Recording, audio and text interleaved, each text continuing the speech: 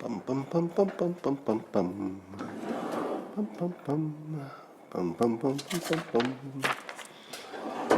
Bum bum bum bum bum. Do you know what I discovered the other day? That you can use your digital assistant, should you have one.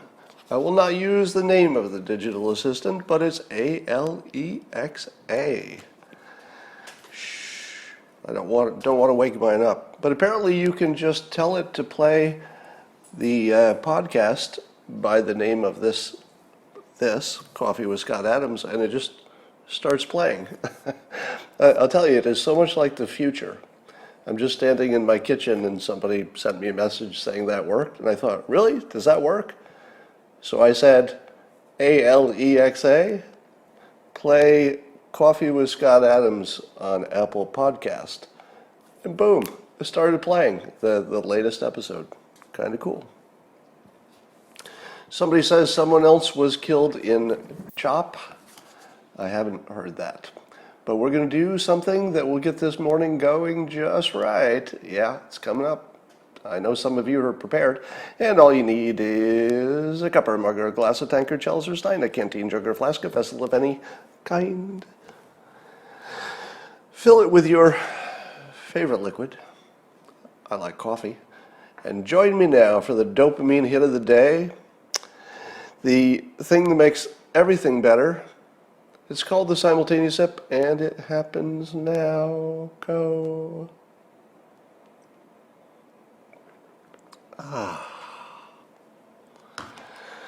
So I keep telling you how weird it is to be me.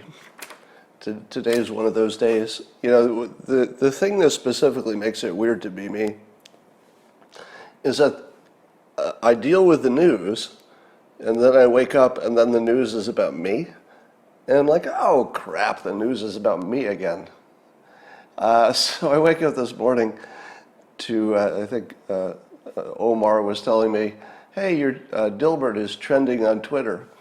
Now, the first thing you see when you wake up in the morning, if the first thing you see is that Dilbert is trending or your own name is trending, it's not necessarily a good news. So you don't automatically say, hey, this is terrific, I'm trending. The first thing you think is, oh shit, I'm either canceled, COVID, or dead, as I like to play. Whenever I see anybody else trending, I say, are they canceled? Do they have COVID? Are they dead? So Dilbert was trending this morning. And what happened is one of the traps that I had set had sprung. Now, if you're not me, you don't think in terms of setting traps on Twitter. That's probably just my own sick hobby, I guess. Is that sometimes I like to just put a tweet out there that just sits there, often in the comments, not even a tweet, just a comment. I'll put it out there and I'll just think, well, this one could come back to me. So what I did was, I had seen yesterday that Lena Dunham was trending. And Lena Dunham was trending because in our world of 2020, I guess she's not a minority enough. She's a little too white and a little too connected to rich people, it turns out, especially Hollywood connections, that she was trending for not deserving her success.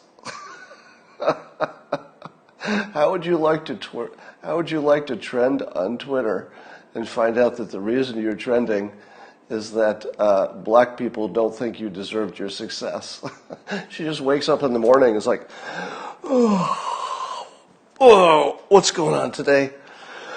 Check Twitter. Hey, I'm trending. I wonder why. And it's because nobody thinks I deserve my success. Bummer. So that sucks.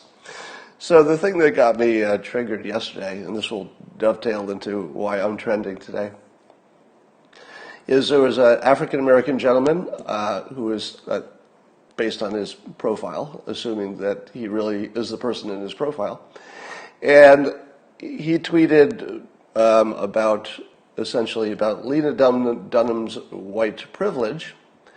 And his point was that that black people don't have the white privilege she did, because apparently she got her TV deal with nothing but, I don't know, a one-page write-up of a general concept, and then she had a TV deal.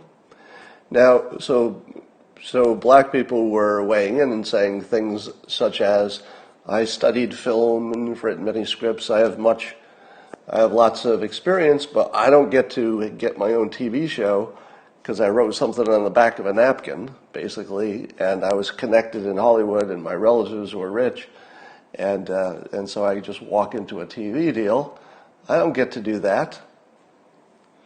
Now, is it fair to black people that they have to work hard to get jobs in Hollywood, but Lena Dunham, with all of her whiteness, gets to just walk right into a job, doesn't even have to try hard? Now, she had actually done some other things in the business, so it wasn't like she'd never worked in the business. She had a little bit of a resume, but still, their point is quite clear, right?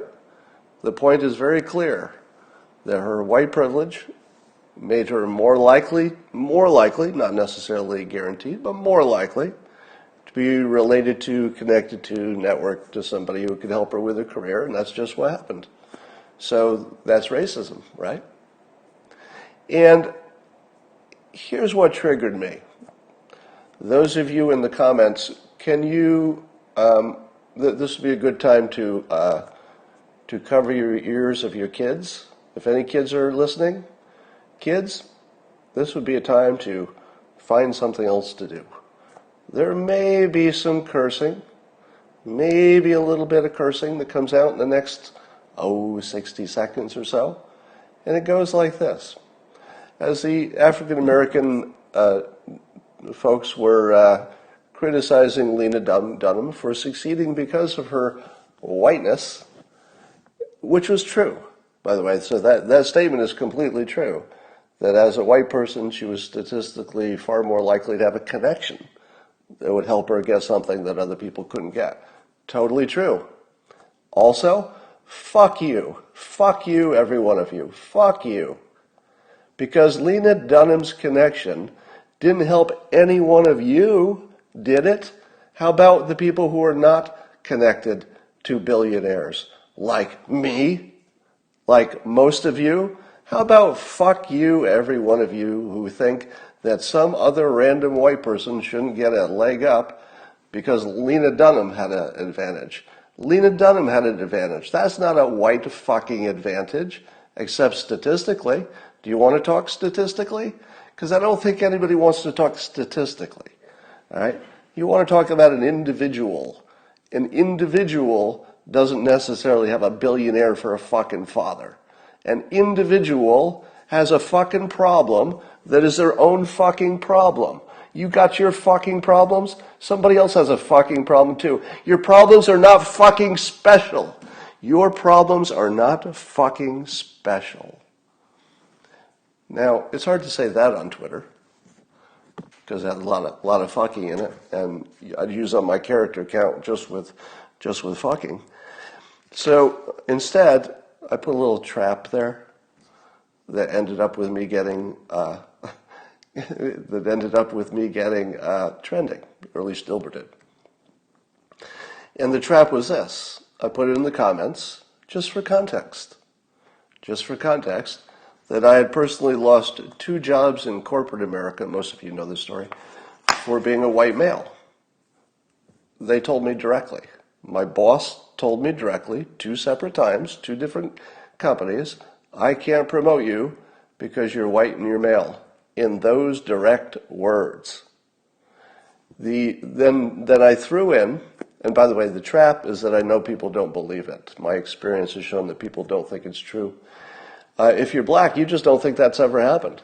Honestly, you have no idea that reverse discrimination was pretty much universally true. I don't know how much is true today in corporate America, but certainly to some degree. And so here's the one I threw in that I knew was going to be the red meat. Because it was a conversation of film people and writers, who are my natural enemies, as you know. I always joke that when somebody comes in and says something irrational to me, I just check their profile. Oh yeah, artist. It's the artists that never have the good arguments. They're just really worked up, and they never have any kind of analytical structure to anything they say. It's just random, unkindness usually. So I threw in the fact that the Dilbert TV show got canceled because it was a white TV show, and UPN had decided to become an African American centric network the second season that I was on. Now, and this is the fun part. I knew that they would think that wasn't true. I knew that they would say, Scott, there's no such thing as discrimination against white people. They were just trying to let you down easily by telling you it was because of your race. Now, remember, I always kid that artists and writers, people in the TV business, people in the arts, they don't have even the slightest bit of analytical ability, to the point where it's just funny to watch them try to think. And this was what they came up with. They decided that in 3 separate times in my life, that somebody thought the easy way to break me down, the easy way to let me down, and their belief is that I'm actually just incompetent at all those things. So that I was incompetent at the TV show, I was incompetent at my corporate jobs. And that the way the bosses decide to let me down easily was by being racists. What? In what world do you let somebody down easily by telling them their ethnicity and their gender is the problem? It's the one fucking thing I can't fix. That's the opposite of letting me down easily. Do you know what would let me down easily? You know, Scott, you don't have the training for this job. Or how about you've made some mistakes? Maybe you would be more suited in some other job. Maybe we could move you to a function where your skills and your interests are better matched. There are quite a few ways to let somebody down easily. One of the ways that's not on the list, to tell them that their gender and their ethnicity is the problem. So that's what artists think when they hear my story. Now the other thing they think is that I'm lying. Who would lie about that? And so I was just very curious, like, can you develop your theory a little bit better about how I'm lying about it? For example, what would I have to gain? Was it your theory that my theory was that by saying I'd lost 3 separate jobs because of my ethnicity and or gender, that I was going to come out ahead on that? Does anybody think we live in a world in which saying that in public is in any possible way good for me? No fucking way that's good for me. And you can see it. The reason I'm trending is because I'm being attacked by people calling me a liar. Now, did I know that? Yeah, that's why I did it. I literally put the tweet there because I thought it would be funny to watch all these artists attack me for lying and making it up. And I thought, well, that will just draw attention to me. And the more attention it draws to me, the more I can say, let's have a full discussion. Because I think we should just consider all the elements. You've watched me long enough to know that I will go deep in listening to and taking seriously the claims of black Americans because they're all legitimate. They're all based on legitimate stuff, right? So, I'm anti-statute because I listened. And I said, well, why does this bother you? Okay, that's a pretty good reason. It's a pretty good reason. I can see why people might want the historical advantage, blah, blah, blah, blah, blah. I can see the other side, but I think I'd side with the people who say, why would you have offensive statues? I've talked about how to do reparations when most of you were just mad at me.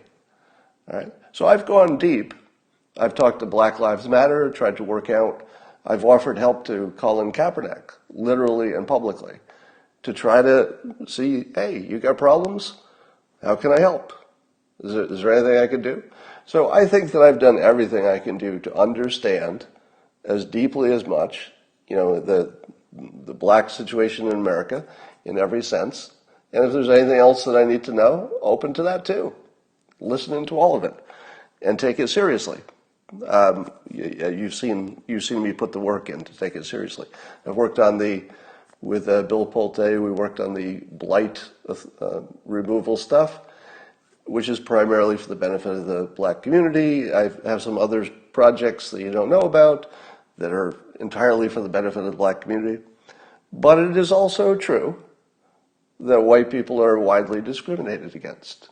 Now, do I think you need to fix it? I'm not even saying that. I'm not saying you need to fix anything.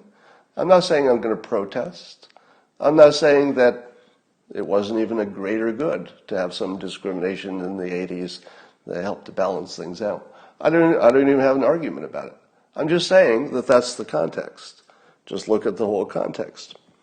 Now, I read on CNN that apparently there's a little bit of pushback against Indian Americans.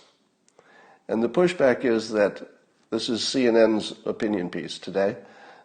So this isn't me. So don't attribute the next things to me. I'm just saying what I read on CNN.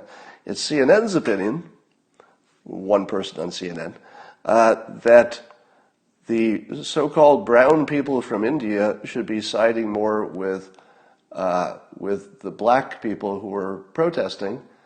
But the problem is that the brown people are being considered the ethnicity that are succeeding. The brown people from India in particular, their demographic group tends to do really well.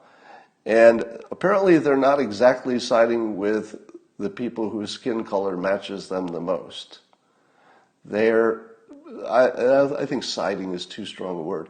They're not strongly identifying with Black Lives Matter, and that's the criticism. It's like, hey, you're brown, they're brownish, shouldn't you be on the same side? To which I say, that is the most loserish opinion I've ever heard in my life.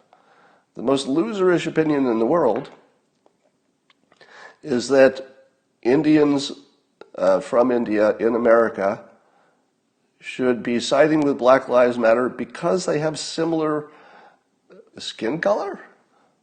What? What? How could that not be just super racist? And that's just like an opinion piece on CNN that people just read, oh, that looks fine. And I read it and I think, this is literally the most racist thing I've seen ever? How about ever? The most racist thing I've seen ever is that you should be on somebody's side because of their skin color. Literally. Literally, that's what they're saying. What's more racist than that? Here's what I would suggest. Now, I've said this before, and it's the sort of thing you can't say until you're so deep into the argument that you've given yourself a little space. So part of what I'm doing is being provocative intentionally in this space where most of you would get canceled for doing half of what I'm doing. Because if I can make my freedom of speech big enough, then I can actually say useful things.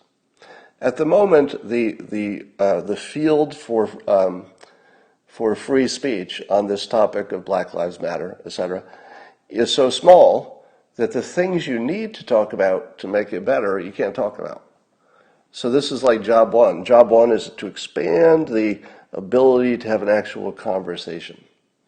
Now, there are things that you could say to any black person in person that they would not be offended in, as long as you were polite and your intentions were good, etc.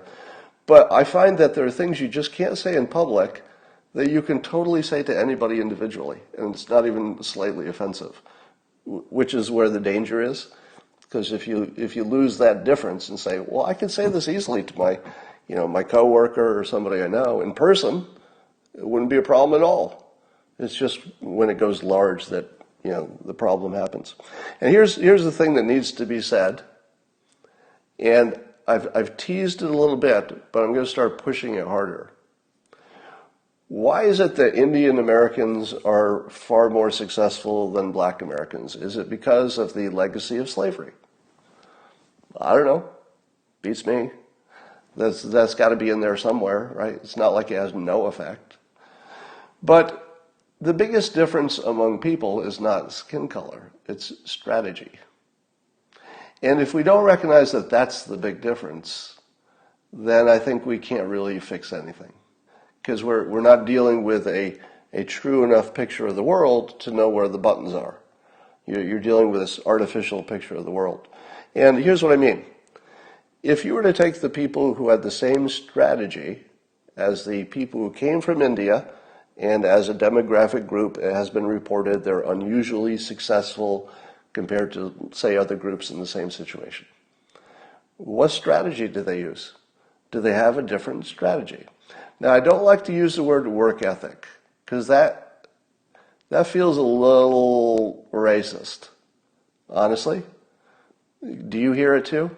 When you say, oh, there's a difference in work ethic, to my brain, that's just racist, I think, because that's not a strategy.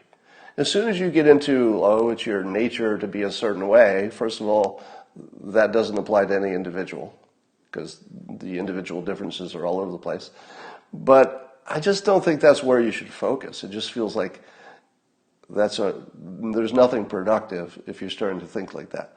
But if you said to yourself, the Indian Americans had this simple strategy: stay out of jail, stay off drugs, focus on schoolwork, and that's, a few other things, but basically that's your strategy. No drugs, no crime, work hard in school. Now, I think that you should only compare the people who have the same strategy to each other. Because if you compare strategy to strategy, and then there's still a big difference, I would say, oh, I think you found some racism. Like, I think we've narrowed it down. Now, obviously there is racism. I say racism is universal. It's not limited to anybody. It's universal. Because your brains are pattern recognition machines. You can't really turn that off. They're just bad at it. Confirmation bias and reality look the same to us. So I feel like where the conversation needs to go is to stop talking about statistical differences between people with something in common with their skin color, and say, how about the difference between people who used a strategy we know to succeed versus the people who used a strategy we know never works? Why are we comparing strategies that don't work to strategies that do work and concluding that racism is the problem? What's up with that? So I think the fact that we're focusing so much on race tells you that nobody wants a solution. Now, when I say nobody, I don't mean people, because individuals, of course, want solutions. If you're just a citizen minding your own business, yeah, you want a solution. You want a solution. People are saying strong families. I would say that is untested.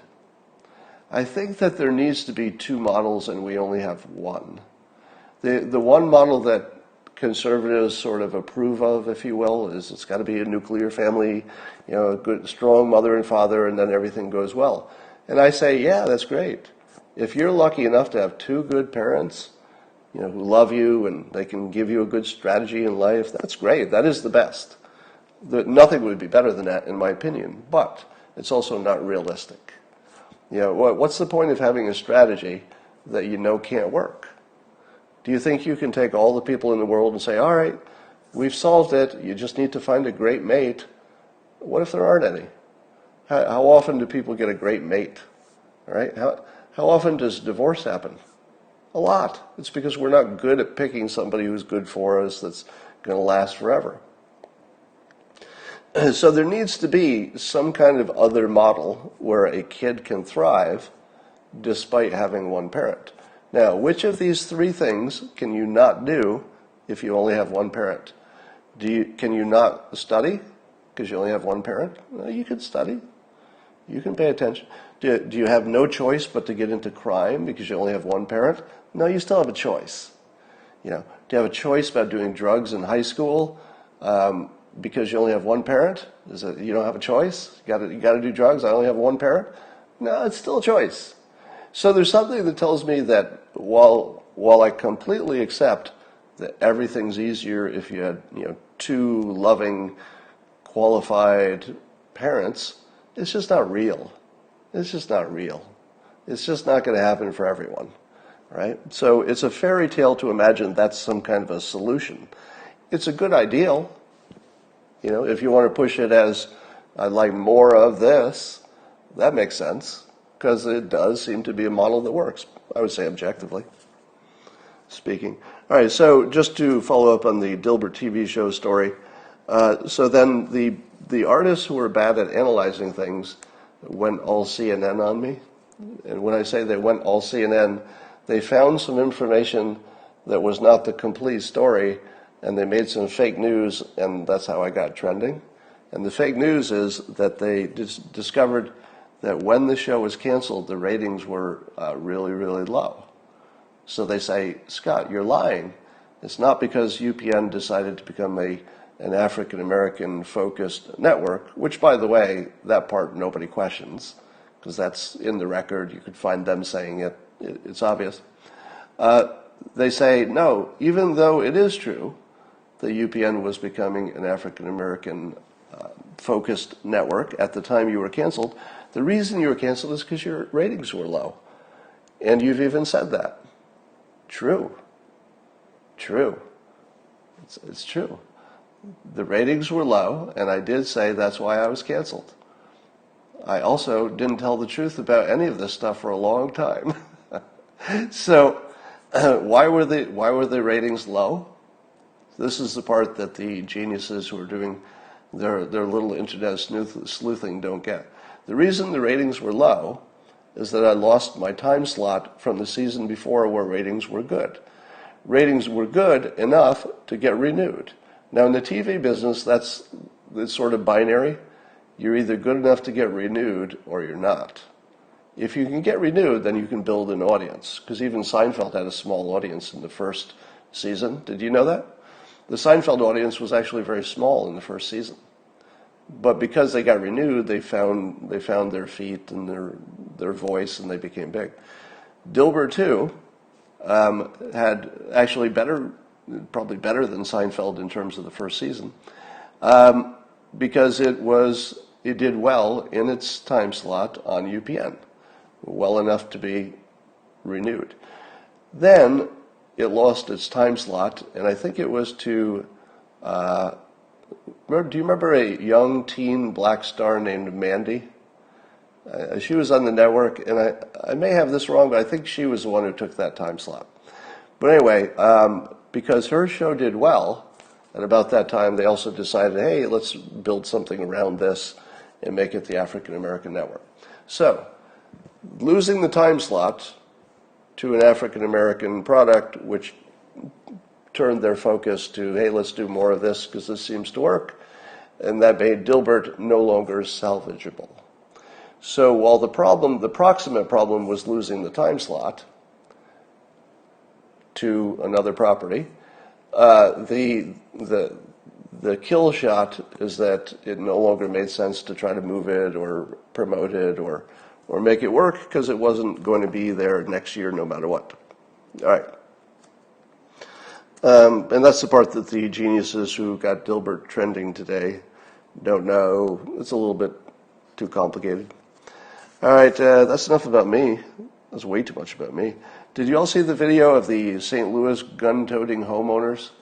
Did you see it? It's the man and the wife. They're standing in front of some high-end home, and it looks like Black Lives Matter and maybe Antifa were starting to gather. And before the crowd got big, you see the guy out there with his big-ass gun. And what was it? What kind of gun was it? Gun experts can tell me.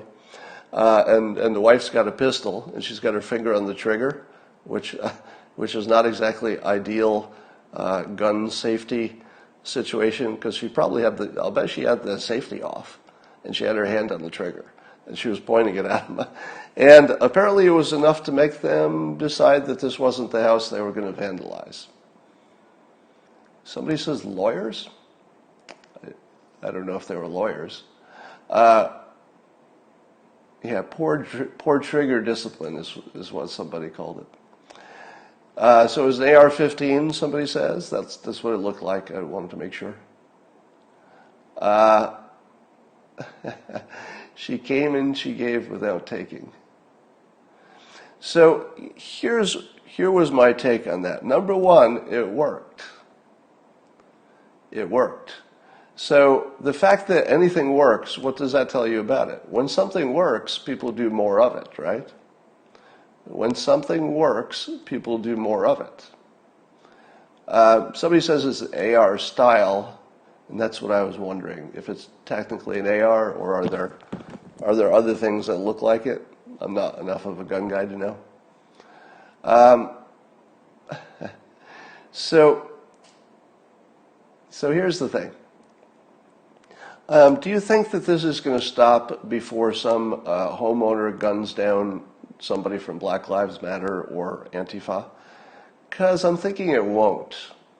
I feel like there's going to have to be some pretty serious gunfire before it's over. Now, just to be clear, I'm not promoting that. I'm not in favor of gunfire. It's a prediction. It's a prediction that if, you always worry about the slippery slope. Well, I think the slippery slope will slip until the suburbs. And the suburbs are gonna shut this down. Because the suburbs are well armed in the ways the cities are not. And there's no homeowner under that situation who won't take out a gun.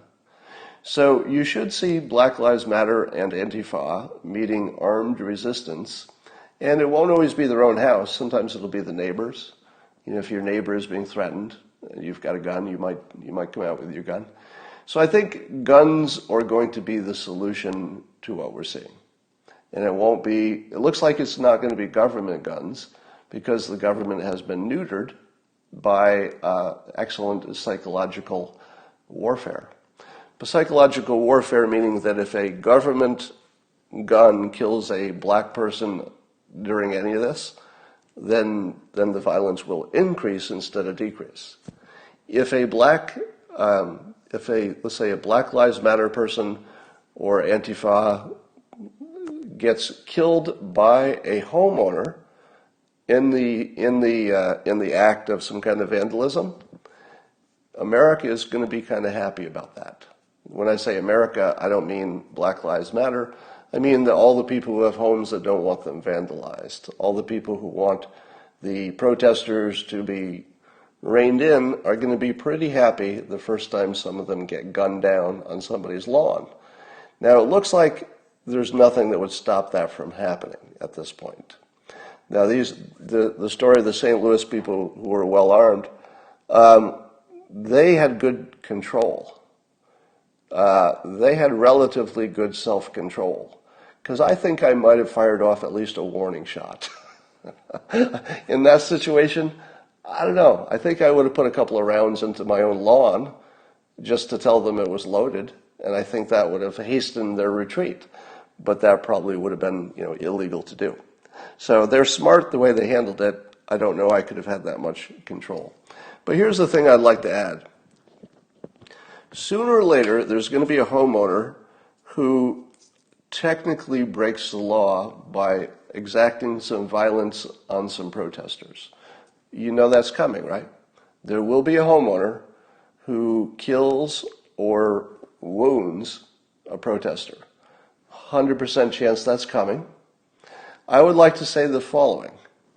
Should I ever be chosen for a jury in which a homeowner is being charged with overreacting, and it would be the overreacting that would make it illegal. So something that is not clearly self-defense, but it's charged as something more like murder because the person wasn't threatening them but was on their lawn with a big crowd of people behind them shouting, "We're going to kill you." So something that's a little more gray area. It's like it wasn't immediate harm, but on the other hand, it was an angry crowd that have killed other people and beaten other people to death, and they're on your lawn, and you've got children inside, and so you shot them. So you shot somebody dead on your lawn for whatever reason. You thought you didn't have a choice. Now let's say that it is technically completely illegal, and that homeowner under normal circumstances should go to jail. This is what I'm declaring in public. If you put me on the jury, I'm not going to convict them. Period. I'm not going to convict any property owner for any violence against any protester, regardless of the specifics. Let me say that again. While this situation is ongoing, this is not a permanent thing, because if things calm down, you want the letter of the law to be followed. But at the moment, I'm just declaring that for the benefit of the United States, and as a patriot, that I would not be involved in any jury in which I would even consider a guilty verdict for anybody who defended their property with violence during this situation. Now, I don't recommend violence. Let me be as clear as I can be about that. Don't kill anybody. Don't hurt anybody, unless it's self-defense and you just have no choice. Don't hurt anybody. I'm just saying that's the way it's going to go. Somebody's going to get hurt, unfortunately. We hope it's the fewest number of people. But should it happen, and I assume it will, anybody who is on that jury and is willing to convict a property owner for being a little overzealous in protecting their property, it's not going to happen with me on the jury. Not going to happen. And I don't care what the details are. I don't care if this person opened up and just started spraying the crowd. Innocent. That's it. I will not convict anybody for protecting their property. And by the way, it doesn't matter what nationality they are. I'm not saying I'm going to let all white people off. I don't care what your nationality is. If you're protecting your property, if you put me on the jury, it's at least a hung jury. Actually, if you put me on the jury, it's going to be whatever I want it to be. Because you really shouldn't put a hypnotist on a jury. Do you know one of the questions that lawyers should ask, but never do? Are you a trained hypnotist? If you're a trained hypnotist, you shouldn't be on a jury, because the rest of the jury is going to just agree with you. You might as well just have one person on the jury. Now, I know you don't believe that, but trust me. I saw on Twitter today that Twitter has suspended the account of Sidney Powell, the attorney for General Michael Flynn. Does anybody know what that's about? Because when you first hear of the suspension, it takes a while to find out what the reason was. What was it? Somebody says, come on, man, they're lawyers. Somebody says that the St. Louis people were lawyers. I don't know. I don't know if that matters. So if your vehicle is in your driveway, that's not part of your home. No, I would also say that if that's your property, I don't care where your property is, even if it's just your car. If somebody in a car runs over a protester while other protesters are threatening the car, put me on that jury, innocent. I'm not even going to listen to the details. I don't care. All right, so let's find out why Sidney Powell got, which is weird, because if an attorney is getting kicked off of Twitter, don't you think the attorney would know what she was tweeting and what was risky and what the rules are? There's something weird about this story, and I can't wait to find out what it is. The Daily Beast decided to do a hit piece on Van Jones. Isn't that weird? Why would you do a hit piece on Van Jones? And here's the reason. Apparently, he helped with Jared Kushner. He helped advise the executive order that the president signed about police. And you think to yourself, well, wait a minute, isn't that a good thing? Van Jones, working with the administration, already has a track record of successfully working with him on prison reform, something very popular on both the left and the right, and it got passed. So isn't Van Jones a rare, free-thinking, a rare non-partisan, well, I won't say non-partisan, everybody's partisan, say a non-extremist, most useful guy in the country? Like actually somebody who can make something happen that matters, that helps people? That's Van Jones, right? So they do a hit piece. Here's why they don't like Van Jones, or at least the Daily Beast attacks him. It's because he helped advise. Now, we don't know how much of the final output was from Van Jones and how much wasn't. But when he went on CNN, he said that the deal was, a step in the right direction, essentially. He did not say it's all good and we got everything that's worth getting. He said that it's a good preliminary, solid step that people on both sides should like, basically, paraphrasing. He did not say, when he was talking about it publicly, while he was saying it was good, he did not say that he was one of the people who advised on it. And so Daily Beast thinks that this is worth an attack piece to ruin his reputation in public, or they're attempting to, they're failing, but attempting to, because he advised on something very important, vital to the country, tearing the country apart, one of the few people who is both credible and useful and just wants, based on everything I've seen, just wants good results. Right? One of the most helpful, self-sacrificing people in the entire frickin' United States, and they go after him, and they attack him. Talk about the enemy of the people. Now, let's talk about the specific complaint.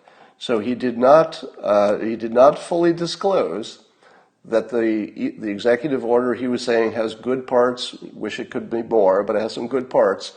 He did not disclose that he was one of many people that Jared Kushner got advice from. Is that fair? Let me ask you this. Do you think everybody who advises the White House brags about it in public? Do you think everybody who advises the White House wants you to know that in public for whatever the reasons are? I say it is completely fair to not disclose that. Do you know anybody who has advised the White House and did not disclose it? Yeah, you do. Probably quite a few of them. It is very routine to advise the White House and not disclose it. Why? Well, one, you're not a dick. How about that? Because disclosing, hey, I advised the White House yesterday, is just sort of a dick thing to do. Because you know what? You should let the White House present their case any way they want to. If you want to help the White House, how about you keep your own fucking face out of it, right? You don't take credit for something the president's doing because you gave advice for 10 minutes in a meeting. You don't do that. No. The White House and the administration, if you consider the entire administration, they are continuously sampling for advice. I have been asked for advice. A lot of the blue check conservatives who have something to say have been asked for advice on different topics at different times. Do they all talk about it? No. No, you don't do that. That's not how it works. You don't advise somebody in the White House and then go talk about it on TV. It doesn't work that way. Now, if the story was that you were invited to the White House, the Oval Office, they took a picture, then of course you say, that you were there and you talk to the president.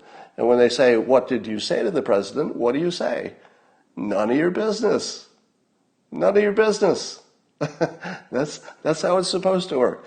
So here is Van Jones not trying to, claim credit for anything, not talking at a school about, who he may have advised, exactly like you'd want him to, exactly the way you'd wish he would act, and they write a fucking hit piece on him, the only guy who's trying to fucking do something useful.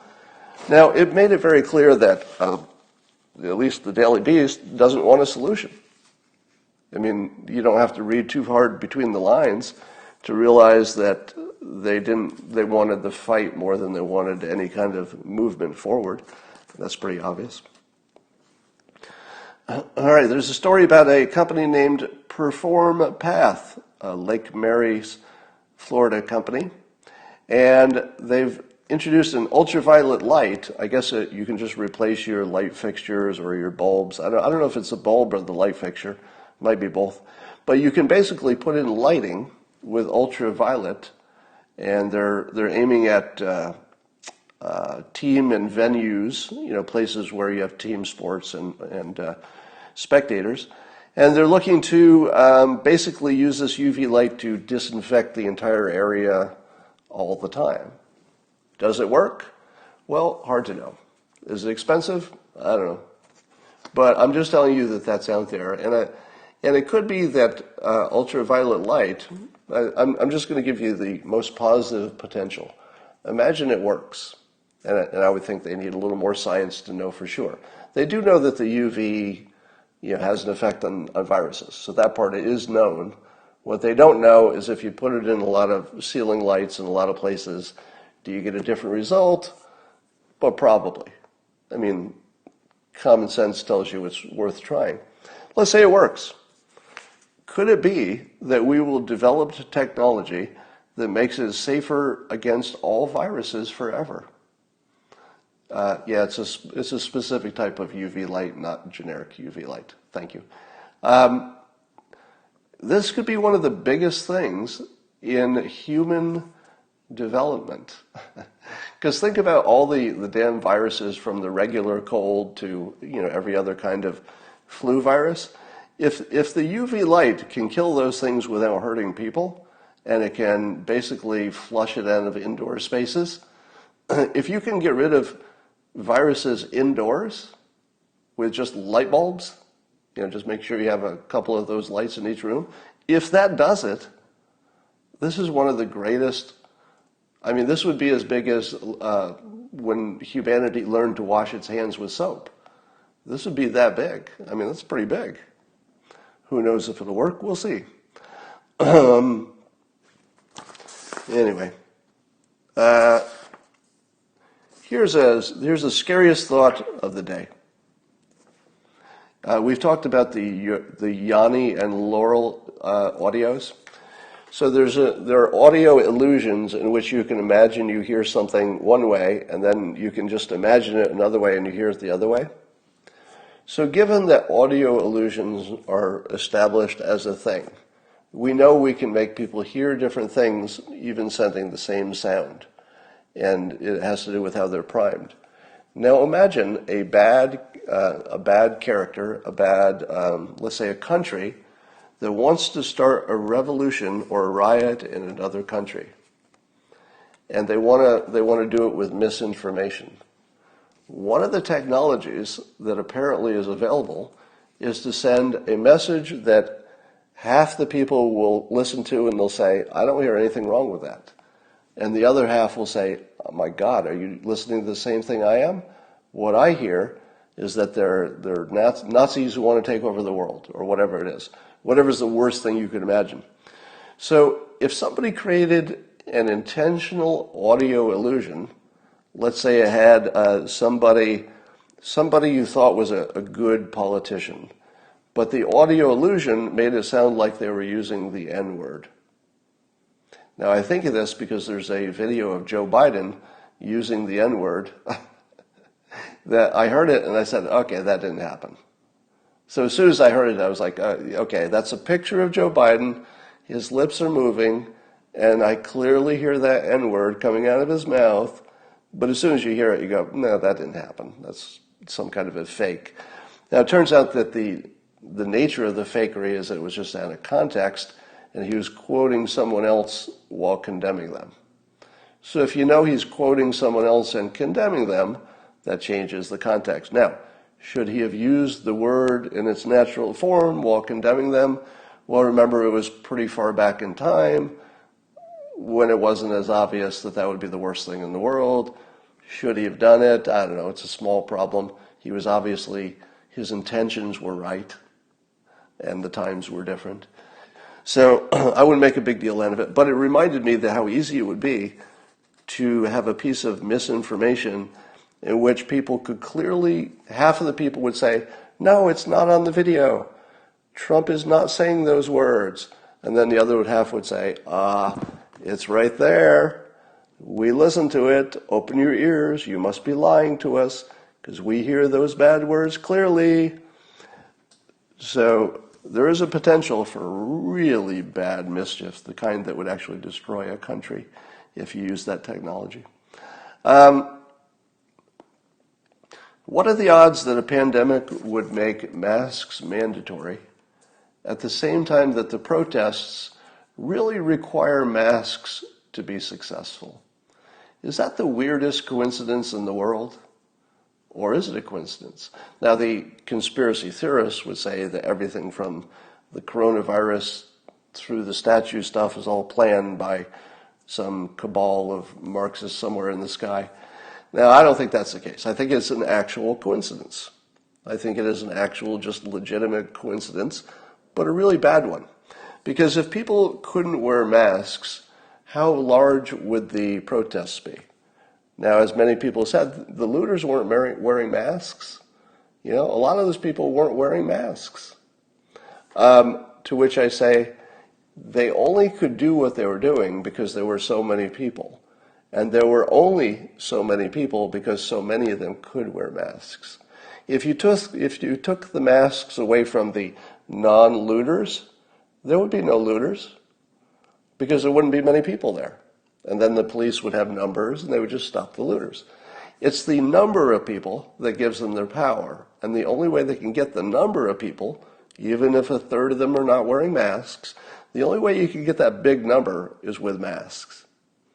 And I would say that you can't solve this problem as long as they're wearing masks. You can't solve it as long as it's mandatory to wear masks. But here's what I would suggest. And I don't know, you could test this and see if it makes things worse or better. This easily could make things worse, but just test it out. Suppose the police could very calmly just detain a member of Antifa, not even necessarily somebody who's breaking the law. And let's say there's an anti-mask law, which is, the anti-mask law, of course, would be overridden by the need to wear masks for the pandemic. So you have two conflicting laws, but the pandemic one is sort of a particular one for a particular purpose. Could the police stop somebody and say, just for the purposes of identification, we have an anti-mask law, but since I don't want you to be in danger, we'll stand 6 feet away. I'd like you to drop your mask and we'll just take a picture. That's all. Then you can put your mask back on and you're free to go. What would happen? Now, of course, they might resist, right? The obvious thing is that they would resist. But it does seem to me that if the rumor started catching on that the police were asking people to pull their masks down to take a picture, and if they refused, they would be arrested. Because let's say there's an anti-mask law, which not everybody has. So it seems to me that you could at least have a shot at taking a lot of the energy out of the protests by allowing the police to take a photo of somebody with their mask down just temporarily in the safest possible way so that you're not putting them at risk for the coronavirus. I just put that out there. There might be something to work with there, but also could just be a reason for a fight and cause problems. Depends. Biden says shoot the looters in the legs and then remove their masks. Yeah, going inside a bank with masks is kind of scary. So I used to be a bank teller. It was my first adult job. And let me tell you, if I were a bank teller and all of my customers were wearing masks, I would not be a happy camper. Because I got robbed twice when I was a teller. All right. Somebody says they work at a bank. Barr said all 14 terrorist task forces have been activated, meaning that they're going after the organizers as terrorists. Somebody says it's a brilliant idea, but it will reveal that the politicians are in the tank with protesters. So one of the things I'm hearing from smart people is this, that the reason there doesn't seem to be as much focus on solutions is that the organizers don't want them. They don't want solutions. And I think that that's closer to true than not true. While it is definitely true that there are plenty of protesters who want a solution to police violence, It is certainly not true that that's what's driving the protests. It just isn't.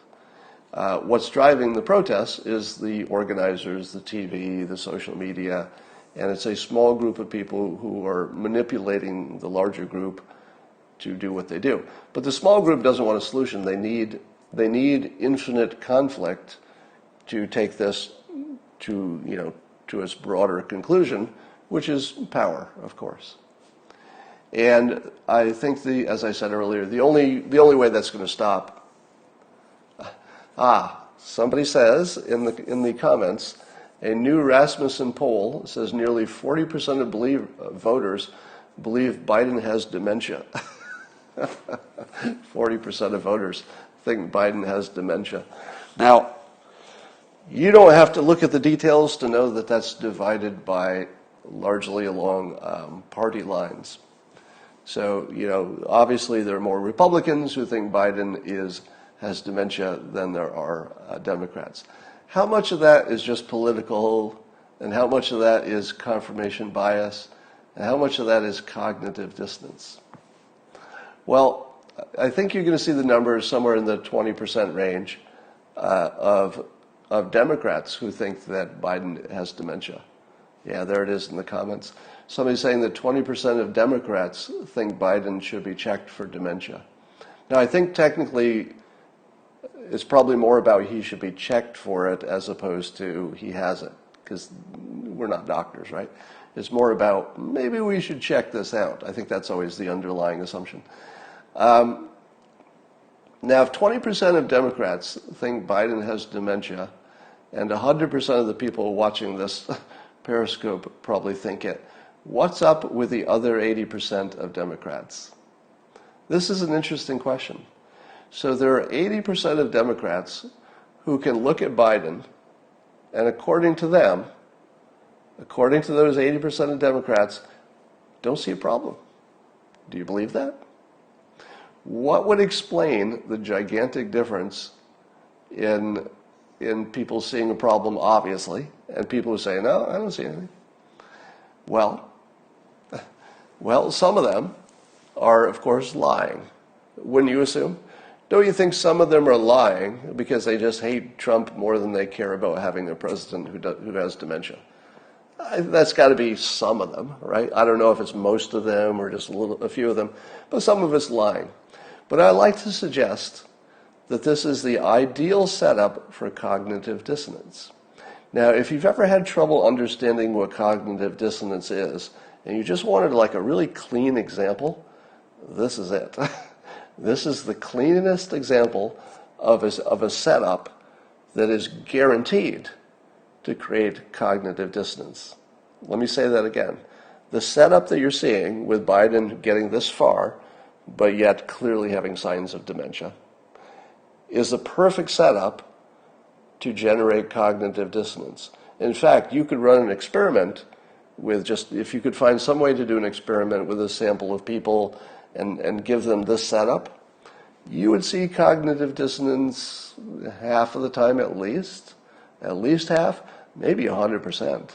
I mean, it's a really strong effect. And here's the setup. People wanted to beat Trump, and it's their number one most important thing. All right? It's the most important thing, the Democrats. They've gone through this entire primary process in which the Democrats were looking for the finest, most effective leader that they could pick out of all Democrats. They came up with Biden. And now, in order to get that thing they want most, they have to back Biden as their champion. What would happen to your brain if you found yourself in a situation in which you had to back a guy who obviously had dementia, because to do otherwise violates everything you think about yourself, which is, I'm pretty good at picking politicians and voting, and I'm a member of the Democratic group, and we're the reasonable ones, so obviously we're going to pick somebody who understands science and very importantly, doesn't lie. Because a big problem we have is that Trump guy keeps lying and saying things that are wrong and some facts are wrong, and we can't have that. So we need a person who's famous for telling the truth. Oh, that's a problem, because what are all these clips about Biden lying and lying about his own resume? I mean, just crazy things. Like he's on tape saying he had 3 degrees when he has 1, and he said, "Oh, I forgot. I forgot I only have 1 college degree, not 3, or majors, I think it was. Was it degrees or majors? I forget. But anyway, it was some wild lie. So you're a Democrat and you get caught in this trap. The only way you can get rid of Trump is to accept somehow that Biden is a functional person. It's the perfect setup for cognitive dissonance. So my guess is, based on my experience, that most of those people who say, "No, I don't see it," are telling the truth. Are telling the truth. That most of the people, I don't know if it's 51% or 90%, but my experience says that by far most of the people actually are perceiving a world in which Biden is perfectly fine. That's wild, isn't it? It's wild to know that the perceptions can be modified in real time. I mean, you and they you could stand right next to them. They could be standing right next to you and watching one of those compilation clips of Biden just mentally falling apart. And you could say, "All right, well, you see it now, right? Right? You're watching the clip. You're standing right next to me. We're watching this clip. Now you see it, don't you? Right?" And do you know what they would say? They would say, no. I see somebody like everybody else. They sometimes fumble a word. Yeah, he's a certain age. People of a certain age maybe will reach for a word a little bit longer. It means nothing. And it'll just freak you out. And you'll be like, "Are you kidding me? Are you kidding me? We're looking at the same video at the same time. He's not all there." And the other person just won't see it. And you won't know if they're lying. That's the weird thing. You just won't know if they're lying. And you'll say, "I don't know if you're telling me the truth. Is it just what you want me to think is true? Because you see it, don't you? Don't you see it?" Now, this is very different than when the anti-Trumpers say to any Trump supporter, "But you see he's not passing the fact-checking, right? Don't you see that?" And we say the same thing. Yeah, we see it. It's hyperbole. You know, he's directionally true, doesn't care too much about the details, hasn't affected anything yet. We still prefer him over, the alternative. So when you talk to Trump supporters, they seem to be completely aware of what they voted for and what they got, which is not cognitive dissonance. But you don't see too many Democrats, if any, say, Biden is mentally incompetent, but I'd like a mentally incompetent president because I think it's a step up. That's a little harder to say. All right, that's all I got for you today. And let's go forth and have a terrific day. And I will talk to you tomorrow.